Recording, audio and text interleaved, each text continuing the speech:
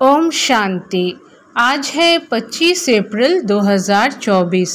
प्रातः मुरली बाप दादा मधुबन। आज है सतगुरुवार। मीठे बच्चे, यह पुरुषोत्तम युग ही गीता एपिसोड है। इसमें ही तुम्हें पुरुषार्थ कर उत्तम पुरुष अर्थात देवता बनना है। प्रश्न, किस एक बात का सदा ध्यान रहे तो बेड़ा पार हो जाएगा? उत्तर में बाबा बोले, सदा ध्यान रहे कि हमें ईश्वरीय संग में रहना है तो भी बेड़ा पार हो जाएगा। अगर संग दोष में आए, संशय आया तो बेड़ा विषय सागर में डूब जाएगा। बाप जो समझाते हैं उसमें बच्चों को जरा भी संशय नहीं आना चाहिए। बाप तुम बच्चों को आप समान पवित्र और नॉलेजफुल बनाने आए हैं। बाप के संग में ही रहना है। ओम शांति। भगवान वाच, बच्चे जानते हैं कि बाप वही राजयोग सिखला रहे हैं जो 5000 वर्ष पहले समझाया था। बच्चों को मालूम है, दुनिया को तो मालूम नहीं है, तो फिर पूछना चाहिए गीता का भगवान कब आया? भगवान जो कहते हैं मैं राजयोग सिखलाकर तुमको राजाओं का राजा बनाता हूँ, वह गीता एपिसोड कब हुआ था यह पूछना चाहिए। यह बात कोई भी नहीं जानते हैं। तुम अब प्रैक्टिकल सुन रहे हो। गीता का एपिसोड होना भी चाहिए। कलयुग अंत और सतयुग आदि के बीच में आदि सनातन देवी देवता धर्म की स्थापना करते हैं तो जरूर संगम पर ही आएंगे। पुरुषोत्तम संगम युग है जरूर। भल पुरुषोत्तम वर्ष गाते हैं परंतु विचारों को पता नहीं है। तुम मीठे मीठे बच्चों को मालूम है उत्तम पुरुष बनाने के लिए अर्थात मनुष्य को उत्तम देवता बनाने के लिए बाप आकर पढ़ाते हैं। मनुष्यों में उत्तम पुरुष ये देवताएं हैं। लक्ष्मी नारायण को ही उत्तम कहा जाता है। उत्तम पुरुष मनुष्यों को देवता बनाया। इस संगम युग पर देवताएं जरूर सतयुग में ही होते हैं, बाकी सब हैं कलयुग में। तुम बच्चे जानते हो हम हैं संगम युगी ब्राह्मण। यह पक्का पक्का याद करना है, नहीं तो अपना कुल कभी किसको भूलता नहीं है। क्या हमेशा पक्का पक्का याद रखना है और याद करना है कि हम हैं संगम युगी ब्राह्मण, नहीं तो अपना कुल कभी किसको भूलता नहीं है। परंतु यहाँ माया भुला देती है।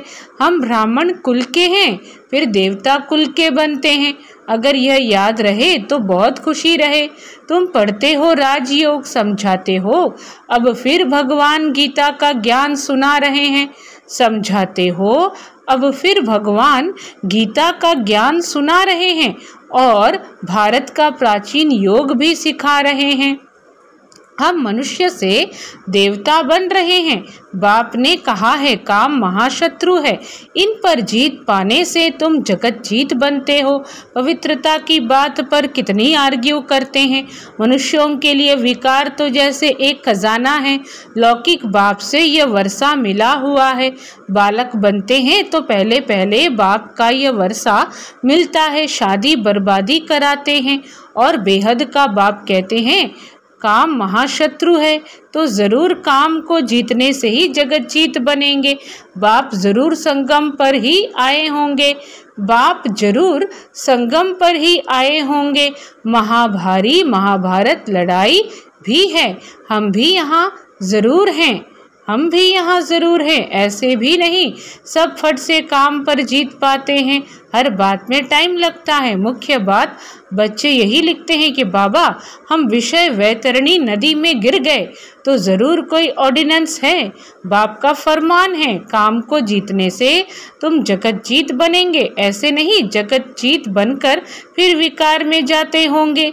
जगत जीत यह लक्ष्मी नारायण है। इनको कहा जाता है संपूर्ण निर्विकारी। देवताओं को सब निर्विकारी कहते हैं। जिसको तुम राम राज्य कहते हो वह है वाइसलेस वर्ल्ड, यह है विशियस वर्ल्ड, अपवित्र गृहस्थ आश्रम। बाबा ने समझाया है, तुम पवित्र गृहस्थ आश्रम के थे, अब 84 जन्म लेते लेते अपवित्र बने हो। 84 जन्मों की ही कहानी है। नई दुनिया जरूर ऐसी वाइसलेस होनी चाहिए। नई दुनिया कैसी होनी चाहिए? नई दुनिया जरूर ऐसी वाइसलेस होनी चाहिए। भगवान जो पवित्रता का सागर है वही स्थापना करते हैं। फिर रावण राज्य भी जरूर आना है। क्या कहा? नई दुनिया जरूर ऐसी वाइसलेस होनी है और होनी चाहिए। भगवान जो पवित्रता का सागर है वही स्थापना करते हैं। फिर रावण राज्य भी जरूर आना है। नाम ही है राम राज्य और रावण राज्य। रावण राज्य माना ही आसुरी राज्य। अभी तुम आसुरी राज्य में बैठे हो। यह लक्ष्मी नारायण है दैवी राज्य की निशानी। यह लक्ष्मी नारायण है दैवी राज्य की निशानी। तुम बच्चे प्रभात फेरी आदि निकालते हो। प्रभात सवेरे को कहा जाता है। उस समय मनुष्य सोए रहते हैं, इसलिए देरी से निकालते हैं। प्रदर्शनी भी अच्छी तब हो जब वहाँ सेंटर भी हो, जहाँ जाकर समझें। तो बाबा क्या कह रहे हैं कि प्रदर्शनी भी अच्छी तब हो जब वहाँ सेंटर भी हो, जहाँ जाकर समझें कि काम महाशत्रु है। इन पर जीत पाने से जगत जीत बनेंगे। लक्ष्मी नारायण का चित्र साथ में जरूर होना चाहिए, ट्रांसलाइट का। इनको कभी भूलना नहीं चाहिए।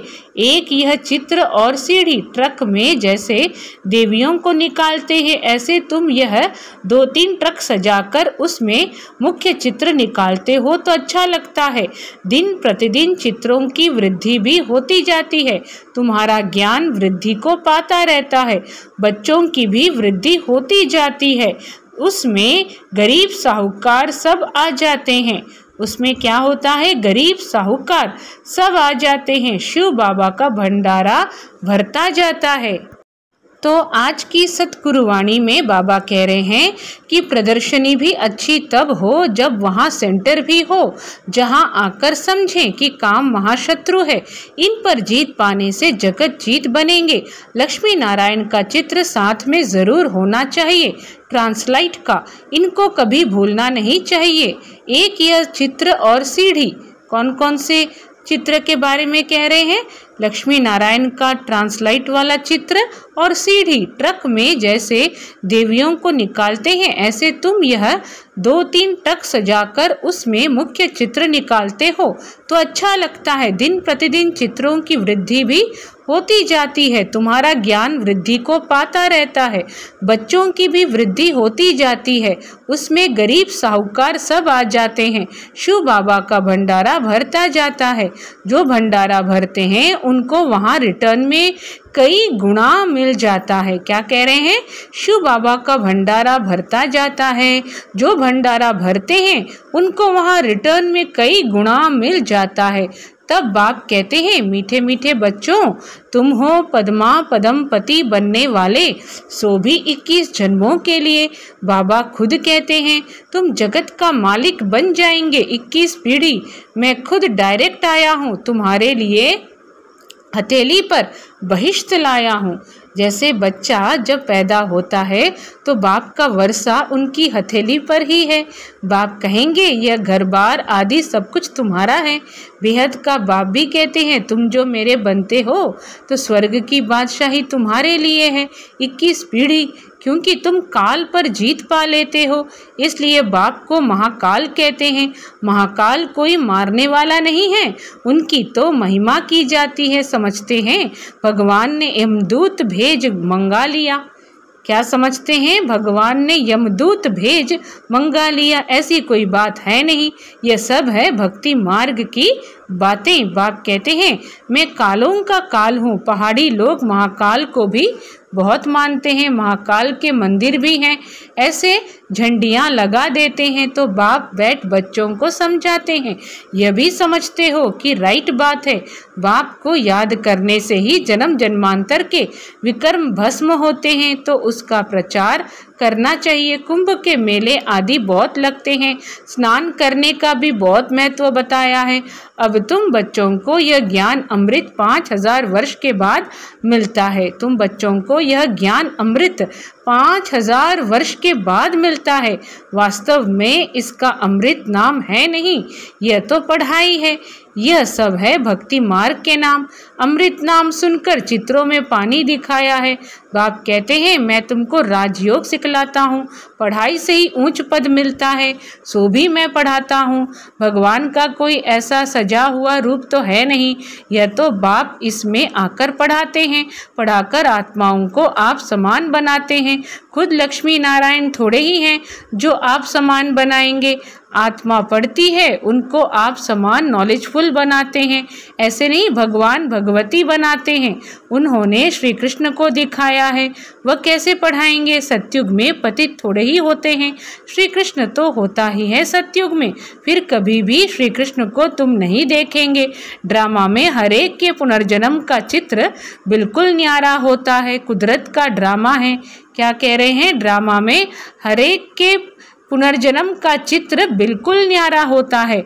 कुदरत का ड्रामा है, बनी बनाई बन रही। बाप भी कहते हैं तुम हूबहू इस फीचर से, इसी कपड़े में कल्प कल्प तुम ही पढ़ते आएंगे। हूबहू रिपीट होता है ना।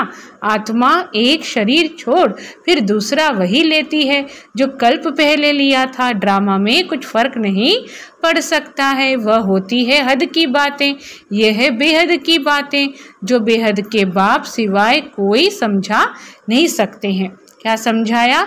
वह होती है हद की बातें, यह है बेहद की बातें जो बेहद के बाप सिवाय कोई समझा नहीं सकते हैं। इसमें कोई संशय नहीं हो सकता है।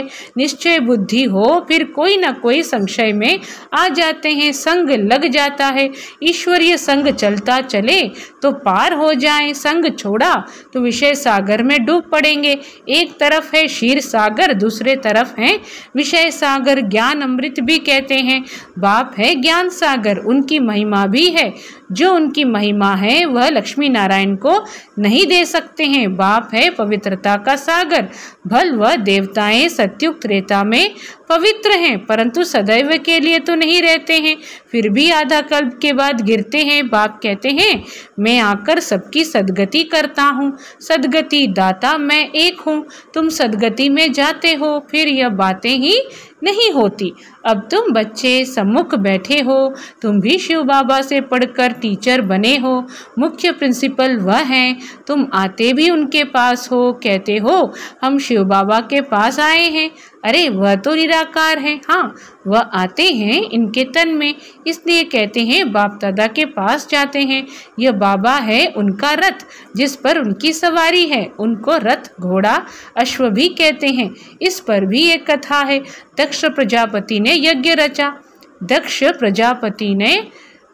प्रजापिता ने यज्ञ रचा, कहानी लिख दी है, परंतु ऐसे तो है नहीं। शिव भगवानुवाच मैं तब आता हूँ जब भारत में अति धर्म ग्लानि होती है। शिव बाबा कब आते हैं? जब भारत में अति धर्म ग्लानि होती है। गीतावादी भल कहते हैं यदा यदा ही, परंतु अर्थ नहीं समझते हैं। तुम्हारा यह बहुत छोटा झाड़ है, इनको तूफान भी लगते हैं। नया झाड़ है ना, फिर यह फाउंडेशन भी है।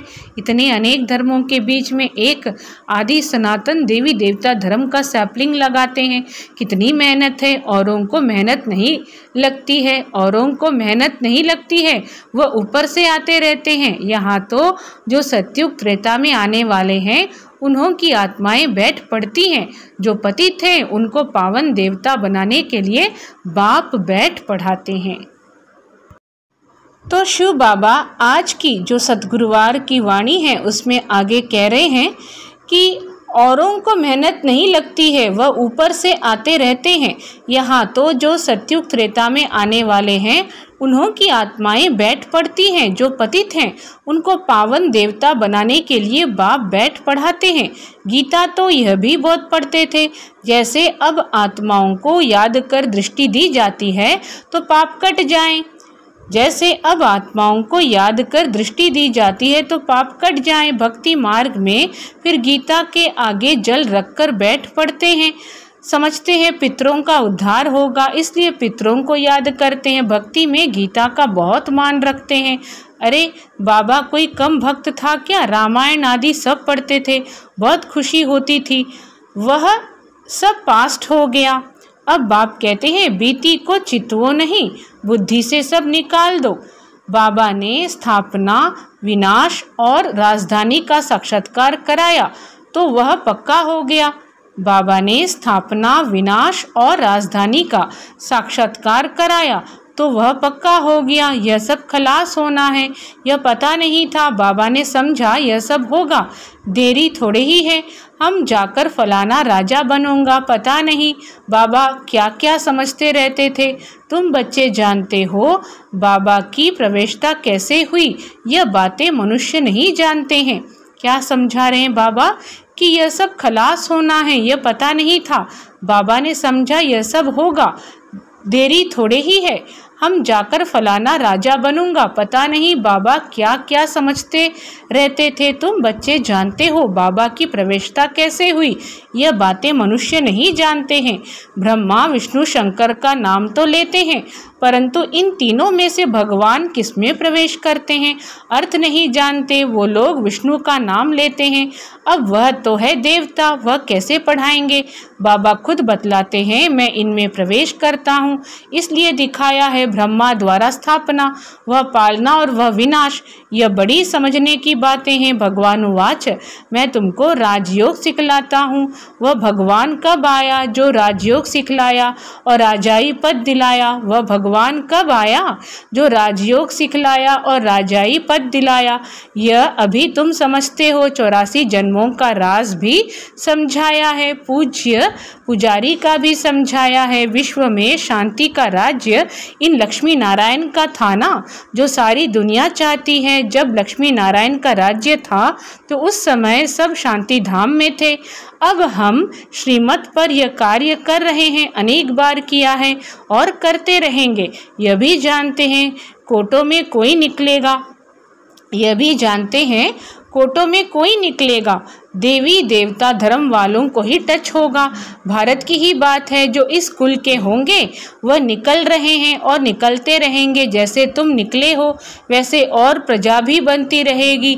जो अच्छा पढ़ते वह अच्छा पद पाते हैं। मुख्य है ज्ञान योग, योग के लिए भी ज्ञान चाहिए, योग के लिए भी ज्ञान चाहिए। फिर पावर हाउस के साथ योग चाहिए। योग से विक्रम विनाश होंगे और हेल्दी वेल्दी बनेंगे, पास विद ऑनर भी होंगे। अच्छा मीठे मीठे सिखी लधे बच्चों प्रति माता पिता बाप दादा का याद प्यार और गुड मॉर्निंग। रूहानी बाप की रूहानी बच्चों को नमस्ते।